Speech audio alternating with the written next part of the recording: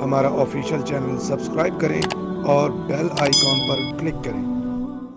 رمضان مبارک کے دن جاری و ساری ہیں۔ آج میں آپ کی خدمت میں ایک یہودی کے بچے کا واقعہ پیش کرتا ہوں کہ ایک یہودی تھا، اس نے اپنے بچے کو بازار میں سودا سلف لینے کے لیے بھیجا۔ وہ بازار کی طرف بڑھتا ہے، اچانک نبی پاک صلی اللہ تعالی علیہ وآلہ وسلم کا والضحیٰ کا چہرہ اسے نظر آ جاتا ہے۔ عنبری زلفیں نظر آ جاتی ہیں۔ وہ وہیں کھڑا ہو جاتا ہے اور نبی پاک صلی اللہ تعالی علیہ وآلہ وسلم کو دیکھتا رہتا ہے۔ نبی رحمت صلی اللہ تعالی علیہ وآلہ وسلم کچھ دیر اس کی نظروں کے سامنے رہتے ہیں، پھر مسجد میں تشریف لے جاتے ہیں۔ وہ نوجوان چھپ کر کے میرے آقا کریم صلی اللہ تعالی علیہ وآلہ وسلم کو مسجد میں دیکھتا ہے، گھر جاتا ہے، دل نہیں لگتا، واپس پھر پلٹتا ہے کہ کہیں وہی چہرہ مجھے نظر آ جائے۔ پھر اچانک نبی رحمت صلی اللہ تعالی علیہ وآلہ وسلم کا چہرہ مبارک اسے نظر آتا ہے۔ وہ میرے آقا کریم صلی اللہ تعالی علیہ وسلم کی طرف دیکھتا رہتا ہے۔ اسی طرح اس کے لیل و نہار گزرنے شروع ہو جاتے ہیں، دن اور رات اسی طرح گزرنے شروع ہو جاتے ہیں۔ بات یہاں تک پہنچ جاتی ہے کہ اب وہ کھانا پینا بھی چھوڑ چکا ہوتا ہے۔ اب اس کی زندگی کا صرف ایک ہی مقصد ہے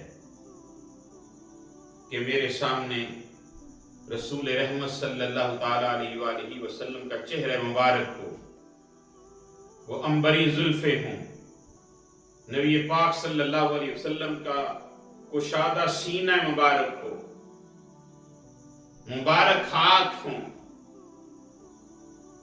وہ کبھی ادھر جاتا ہے، کبھی ادھر جاتا ہے۔ اب اس کی زندگی کا مقصد بدل چکا ہے، یہاں تک کہ چونکہ وہ کھانا پینا چھوڑ چکا ہوتا ہے، اس کا باپ اس کی بگڑتی ہوئی حالت کو دیکھ کے بڑا پریشان ہوتا ہے۔ ایک وقت آتا ہے کہ وہ نوجوان اتنا لاغر ہو جاتا ہے، اتنا کمزور ہو جاتا ہے کہ اس سے چارپائی سے اٹھنا محال ہو جاتا ہے۔ اس کا باپ بڑے بڑے طبیبوں کو بلاتا ہے، طبیب اس کی مرض کو سمجھ نہیں پاتے۔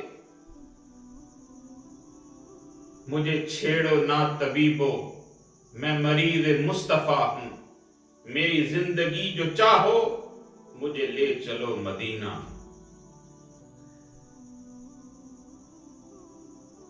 ایک دن اس کا باپ اس کا سر اپنی گود میں رکھ کے کہتا ہے، کیا میرے بیٹے میں تیرا باپ ہوں، مجھے لگتا ہے کہ تو اب اس دنیا سے جانے والا ہے، بتا تیری کوئی آخری آرزو ہو، میں تیرا باپ ہوں، میں پوری کروں گا۔ اس نے کہا، باپ بات یہ ہے، میرے دل میں ایک آرزو ہے، ایک تڑپ ہے، لیکن میں یہ بھی جانتا ہوں کہ وہ تو پوری نہیں کرے گا۔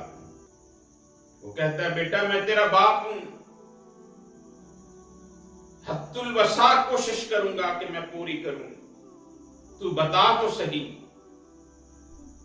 وہ کہتا ہے، ابا تو پوری نہیں کرے گا۔ یہ تکرار جاری رہتا ہے۔ यहां तक कि बाप का इसरार जब बढ़ता है तो वो नौजवान कहता है, अब्बा मैं मुसलमानों के नबी से मिलना चाहता हूं, मैं मुसलमानों के नबी को देखना चाहता हूं। जब वो अपने बेटे के मुंह से ये अल्फाज सुनता है, गर्दन झुक जाती है। कहता, बेटा तू जानता है मेरा मजहब और है, मेरा दीन और है, उनका दीन और है। थोड़ी देर बाद वो गर्दन को उठाता है, कहता है, बेटा बात ये है, वो भी जानते हैं कि मैं यहूदी हूं, मैं चला जाता हूं, लेकिन मेरे कहने पे वो आएंगे नहीं। वो यहूदी नौजवान जो मेरे नबी की जुल्फों का असीर हो चुका होता है, जो नबी रहमत सल्लल्लाहु अलैहि वसल्लम के रोशन चेहरे की जियारत कर चुका होता है। एक शायर ने कहा था ना, अब मेरी निगाहों में जचता नहीं कोई, जैसे मेरी सरकार है वैसा नहीं कोई। बेटा जब ये अल्फाज बाप के मुंह से सुनता है तो कहता है, अब्बा वो ऐसे नहीं हैं, तू एक दफा जाके तो देख, वो तेरी बात ना सुने तो फिर कहना, वो तो बड़े शफीक हैं, वो तो सरापाए रहमत हैं। बाप बेटे से वादा करता है, उठता है, नबी पाक सल्लल्लाहु ताला अलैहि वसल्लम की बारगाह में हाजिर होता है।